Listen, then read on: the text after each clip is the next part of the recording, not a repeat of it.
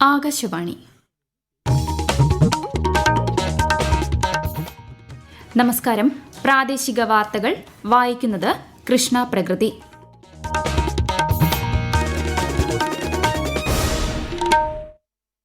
പ്രധാന വാർത്തകൾ.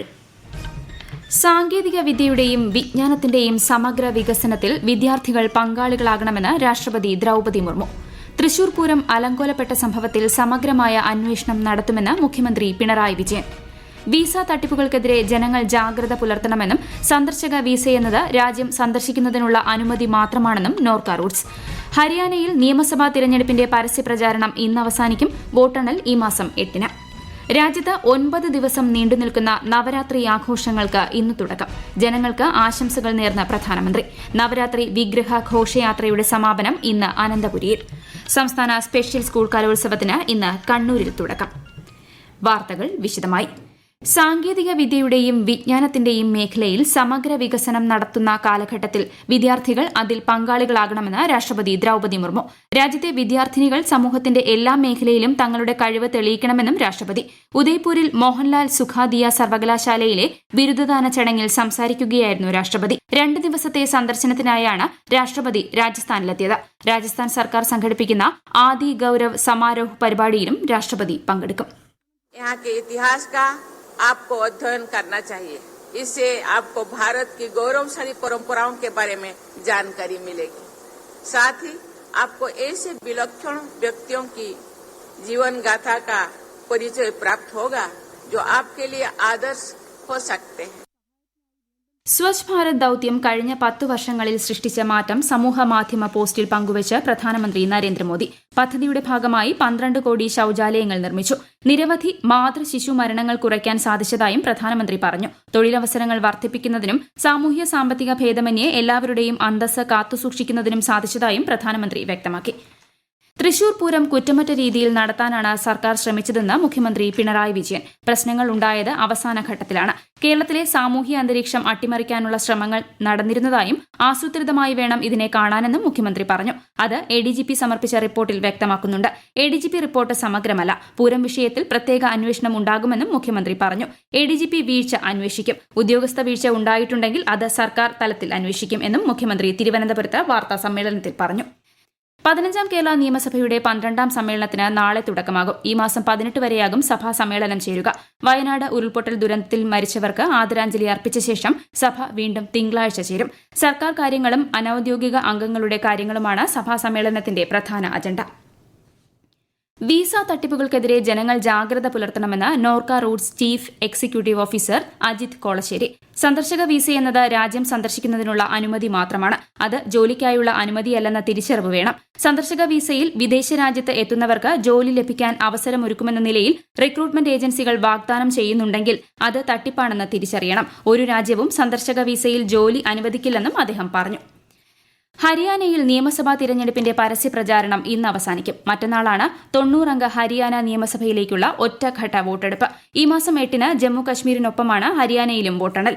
ഉത്തർപ്രദേശ് മുഖ്യമന്ത്രി യോഗി ആദിത്യനാഥ് ഇന്ന് വിവിധ തിരഞ്ഞെടുപ്പ് റാലികളെ അഭിസംബോധന ചെയ്യും. അസം മുഖ്യമന്ത്രി ഹിമന്ത ബിസ്വ ശർമ്മയും ഇന്ന് അംബാല സിറ്റി മണ്ഡലത്തിൽ റോഡ് ഷോയിൽ പങ്കെടുക്കും. കോൺഗ്രസ് നേതാക്കളായ രാഹുൽ ഗാന്ധിയും ദീപീന്ദർ സിംഗ് ഹൂഡയും വിവിധ സ്ഥലങ്ങളിൽ പൊതുസമ്മേളനങ്ങളിൽ പങ്കെടുക്കും. ട്രെയിൻ അപകടങ്ങൾ തടയുന്നത് ലക്ഷ്യമിട്ട് റെയിൽവേ നടത്തുന്ന ബോധവൽക്കരണ ക്യാമ്പയിൻ ഇന്ന് തിരുവനന്തപുരത്ത്. Railway police SP Nakul Rajendra Deshmukh, railway സംരക്ഷണ സേന divisional security officer Tanvi Praful Gupta എന്നിവരുടെ നേതൃത്വത്തിലാണ് ക്യാമ്പയിൻ സംഘടിപ്പിക്കുന്നത്. നേപ്പാളിൽ വെള്ളപ്പൊക്കത്തിലും മണ്ണിടിച്ചിലിലും മരിച്ചവരുടെ എണ്ണം 233ആയി. 22 പേരെ കാണാതായിട്ടുണ്ട്. ദുരന്തത്തിൽ 169 പേർക്ക് പരിക്കേറ്റു. ദുരിതബാധിത പ്രദേശങ്ങളിൽ നിന്ന് ഇതുവരെ 17,120 പേരെ രക്ഷപ്പെടുത്തിയതായി ആഭ്യന്തര മന്ത്രാലയ വക്താവ് അറിയിച്ചു. ബീഹാറിൽ 17 ജില്ലകളിൽ വെള്ളപ്പൊക്ക ദുരന്തം തുടരുന്നു. 15 ലക്ഷം പേരെ വെള്ളപ്പൊക്കം ബാധിച്ചിട്ടുണ്ട്. കോസി, ഗണ്ഡക്, മഹാനന്ദ, കമലാബാലൻ, ബാഗ്മതി നദികളിലെ ജലനിരപ്പ് ഉയർന്നതോടെ താഴ്ന്ന പ്രദേശങ്ങളിൽ വെള്ളം കയറി. ഇന്ത്യൻ നാവികസേനയുടെ വാർഷിക ഉന്നതതല അന്താരാഷ്ട്ര സമ്മേളനമായ ഇൻഡോ പസഫിക് റീജിയണൽ ഡയലോഗ് ഇന്നു മുതൽ ന്യൂഡൽഹിയിൽ ആരംഭിക്കും.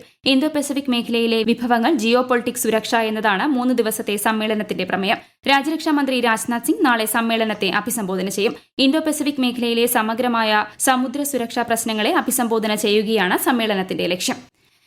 തന്റെ പുതിയ പാർട്ടിയുടെ പേര് ഞായറാഴ്ച പ്രഖ്യാപിക്കുമെന്ന് PV അൻവർ MLA. പാർട്ടി രൂപീകരണത്തിന് MLA സ്ഥാനം തടസ്സമാകുമെങ്കിൽ രാജിവെക്കും. പിണറായി വിജയൻ മുഖ്യമന്ത്രി പദവി ഒഴിയണം എന്നത് ആവർത്തിക്കുന്നതായും അദ്ദേഹം പറഞ്ഞു. ബ്രെയിൽ ലിപിയിൽ സാക്ഷരതാ പഠനത്തിന് അവസരമൊരുക്കി സംസ്ഥാന സാക്ഷരതാ മിഷൻ. കാഴ്ചപരിമിതി നേരിടുന്നവർക്കായി നടപ്പാക്കുന്ന പദ്ധതിയിൽ പഠന സാമഗ്രികൾ ഉൾപ്പെടെ സൌജന്യമായി നൽകും. കാഴ്ചപരിമിതി നേരിടുന്നവരെ കണ്ടെത്തി അടിസ്ഥാന വിദ്യാഭ്യാസം ഉറപ്പാക്കുക എന്ന ലക്ഷ്യത്തോടെയാണ് Kerala federation of the blinds അധ്യാപക ഫോറവുമായി ചേർന്ന് സംസ്ഥാന സാക്ഷരതാ മിഷൻ പദ്ധതി നടപ്പാക്കുന്നത്. രാജ്യത്ത് 9 ദിവസം നീണ്ടുനിൽക്കുന്ന നവരാത്രി ആഘോഷങ്ങൾക്ക് ഇന്ന് തുടക്കം. രാജ്യത്തുടനീളമുള്ള ക്ഷേത്രങ്ങളിൽ വിവിധ തരത്തിലുള്ള ആചാരാനുഷ്ഠാനങ്ങളും പൂജകളും നടക്കുന്നു. വിശ്വാസികൾ ആദ്യ ദിനത്തിൽ ദേവിയെ ശൈലപുത്രിയുടെ രൂപത്തിലാണ് ആരാധിക്കുന്നത്. നവരാത്രി ആഘോഷങ്ങളോടനുബന്ധിച്ച് പ്രധാനമന്ത്രി നരേന്ദ്രമോദി രാജ്യത്തെ ജനങ്ങൾക്ക് ആശംസകൾ നേർന്നു. ശക്തിവന്ദനയെ ആരാധിക്കുന്ന ഉത്സവം ഏവർക്കും ഐശ്വര്യം കൊണ്ടുവരട്ടെയെന്ന് പ്രധാനമന്ത്രി സമൂഹമാധ്യമ പോസ്റ്റിൽ കുറിച്ചു. നവരാത്രിയുടെ ആദ്യ ദിനത്തിൽ ശൈലപുത്രി ദേവിയെ വണങ്ങുന്നതായും പ്രധാനമന്ത്രി പറഞ്ഞു.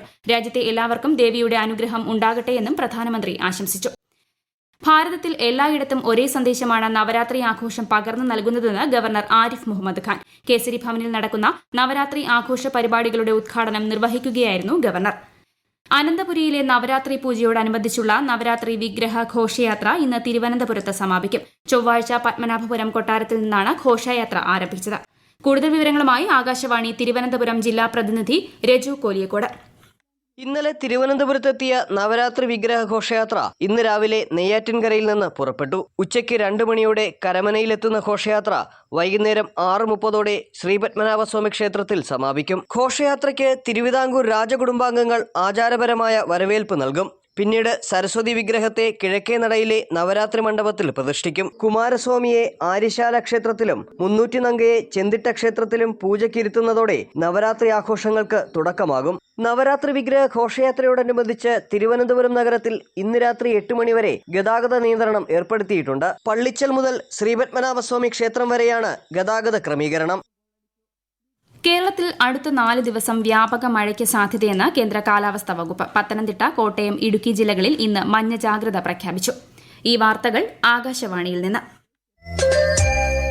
ആകാശവാണി വാർത്തകളും വാർത്താധിഷ്ഠിത പരിപാടികളും all India radio news Thiruvananthapuram YouTube ചാനലിലും all India radio news Thiruvananthapuram Facebook പേജിലും AR News_ തിരുവനന്തപുരം ഇൻസ്റ്റഗ്രാം അക്കൌണ്ടിലും AR News_TVM X ഹാൻഡിലും ലഭ്യമാണ്. പ്രധാനമന്ത്രി നരേന്ദ്രമോദിക്ക് ലഭിച്ച പാരിതോഷികങ്ങളുടെ ലേലം ഒക്ടോബർ 31 വരെ നീട്ടി. ഇത് 6ാം തവണയാണ് പ്രധാനമന്ത്രിക്ക് ലഭിച്ച പാരിതോഷികങ്ങളുടെ ലേലം നടക്കുന്നത്. ഈ ലേലത്തിലൂടെ ലഭിക്കുന്ന തുക നമാമി ഗംഗെ പദ്ധതി പോലുള്ള രാഷ്ട്ര നിർമ്മാണ പ്രവർത്തനങ്ങൾക്ക് വിനിയോഗിക്കുന്നതിനാൽ ഈ ലേലത്തിൽ പൊതുജനങ്ങളുടെ പങ്കാളിത്തം പ്രധാനമാണെന്ന് സർക്കാർ അറിയിച്ചു. ഈ ലേലത്തിൽ പങ്കെടുക്കാൻ താൽപര്യമുള്ളവർക്ക് pmmementos.gov.in എന്ന ഔദ്യോഗിക വെബ്സൈറ്റിൽ രജിസ്റ്റർ ചെയ്യാം. സംസ്ഥാന സ്പെഷ്യൽ സ്കൂൾ കലോത്സവം ഇന്ന് ആരംഭിക്കും. കലോത്സവത്തിന്റെ സ്വർണ്ണക്കപ്പ് ഇന്നലെ കണ്ണൂരിൽ ഡെപ്യൂട്ടി മേയർ P. ഇന്ദിരയും വിദ്യാഭ്യാസ ഉപഡയറക്ടർ ബാബു മഹേശ്വരിയും ചേർന്ന് ഏറ്റുവാങ്ങി. ശനിയാഴ്ച വരെയാണ് കലോത്സവം. വിശദാംശങ്ങളുമായി കണ്ണൂരിൽ നിന്നും ആകാശവാണി പ്രതിനിധി KO ശശിധരൻ.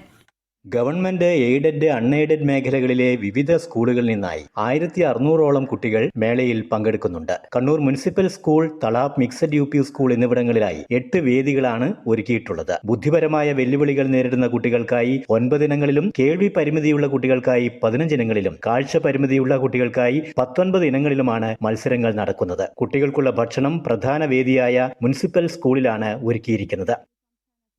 ICC വനിതാ 2020 ലോകകപ്പിന്റെ 9ാം പതിപ്പിന് ഇന്ന് ഷാർജയിൽ തുടക്കമാകും. ഈ മാസം 20 വരെ നടക്കുന്ന മത്സരങ്ങളിൽ 10 ടീമുകളാണ് മാറ്റുരയ്ക്കുന്നത്. ബംഗ്ലാദേശും സ്കോട്ട്ലൻഡും തമ്മിലാണ് ആദ്യ മത്സരം. നാളെ നടക്കുന്ന ഇന്ത്യയുടെ ആദ്യ മത്സരത്തിൽ ന്യൂസിലൻഡാണ് എതിരാളി. പ്രധാന വാർത്തകൾ വീണ്ടും.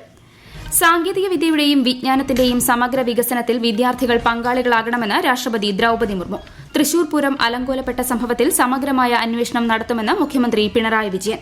വിസ തട്ടിപ്പുകൾക്കെതിരെ ജനങ്ങൾ ജാഗ്രത പുലർത്തണമെന്നും സന്ദർശക വിസയെന്നത് രാജ്യം സന്ദർശിക്കുന്നതിനുള്ള അനുമതി മാത്രമാണെന്നും നോർക്ക റൂൾസ്. ഹരിയാനയിൽ നിയമസഭാ തിരഞ്ഞെടുപ്പിന്റെ പരസ്യപ്രചാരണം ഇന്ന് അവസാനിക്കും. വോട്ടെണ്ണൽ ഈ മാസം 8-ന്. രാജ്യത്ത് 9 ദിവസം നീണ്ടുനിൽക്കുന്ന നവരാത്രി ആഘോഷങ്ങൾക്ക് ഇന്ന് തുടക്കം. ജനങ്ങൾക്ക് ആശംസകൾ നേർന്ന പ്രധാനമന്ത്രി. നവരാത്രി വിഗ്രഹ ഘോഷയാത്രയുടെ സമാപനം ഇന്ന് അനന്തപുരിയിൽ. സംസ്ഥാന സ്പെഷ്യൽ സ്കൂൾ കലോത്സവത്തിന് ഇന്ന് കണ്ണൂരിൽ തുടക്കം. പ്രാദേശിക വാർത്തകൾ കഴിഞ്ഞു. അടുത്ത വാർത്താ പ്രക്ഷേപണം ഉച്ചയ്ക്ക് 12:50-ന്.